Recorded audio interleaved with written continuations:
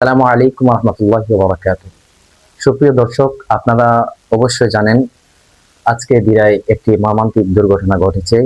সেই দুর্ঘটনায় বাবা তার সন্তানদেরকে হত্যা করেছে। সেই হত্যায় অবশ্যই আমরা দিরাইবাসী, সুনামগঞ্জবাসী হিসাবে আমরা মর্মাহত, দুঃখিত। এমন ঘটনা আমরা দেখতে পাবো আমাদের জীবনে, সেটা আমরা কখনো কল্পনা করতে পারি নাই। তারপরও আমরা দেখতে পাচ্ছি এই যুগ বা এই বিচার ব্যবস্থা আমাদের এত এত নিম্নমানের, যার কারণে প্রতিনিয়ত অনেক দুর্ঘটনা ঘটছে, অনেক মানুষ হত্যা করছে, জিনা করছে, ব্যভিচার করছে, কিন্তু তার বিচার প্রকাশ্যে আমরা দেখতে পাচ্ছি না। তো বৎসর মোস্তাক আহমদ গাজীনগরীকে আমরা মৃত অবস্থায় পাই, কিন্তু তার কোনো বিচার পাইনি। সুপ্রিয় দর্শক, আমরা এর তীব্র নিন্দা ও প্রতিবাদ জানাচ্ছি। সাথে সাথে আজকের যে ঘটনা আমরা দেখেছি, দেখার হাওরে একটি বাচ্চাকে, এই দুই বাচ্চার মধ্যে এক বাচ্চাকে দেখার হাওরে পাওয়া গেছে।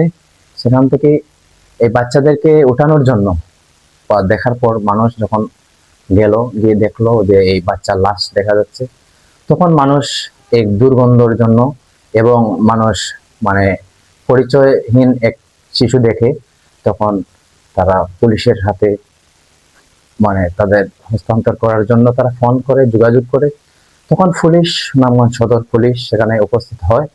কিন্তু আমরা দেখতে পাচ্ছিলাম সুনামগঞ্জ পুলিশ থাকা সত্ত্বেও কিন্তু সেই দুর্গন্ধ, বাচ্চার লাশের যে দুর্গন্ধ, সেই দুর্গন্ধ থাকার কারণে পুলিশ, এমনকি স্থানীয় লোকেরা সেখান থেকে অনেক দূরে দাঁড়িয়েছিল এবং সেখানে এই বাচ্চার কাছে যাওয়ার মতো দুঃসাহস বা সাহস করছিল না।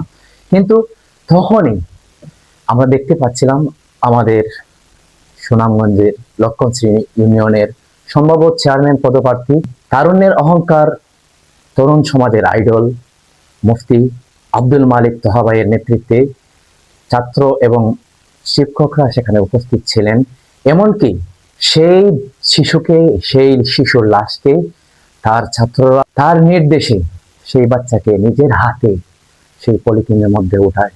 কিন্তু পুলিশ, এই দায়িত্ব ছিল পুলিশের দায়িত্ব থাকা সত্ত্বেও এই মানবতার কল্যাণে আমরা যে মাদ্রাসার ছাত্র, কিন্তু এখানে অনেক স্থানীয় মানবতার ফেরিওয়ালারা সেখানে উপস্থিত ছিল, কিন্তু কেউই এগিয়ে আসে নাই, মাদ্রাসার ছাত্ররাই এগিয়ে এসেছিল।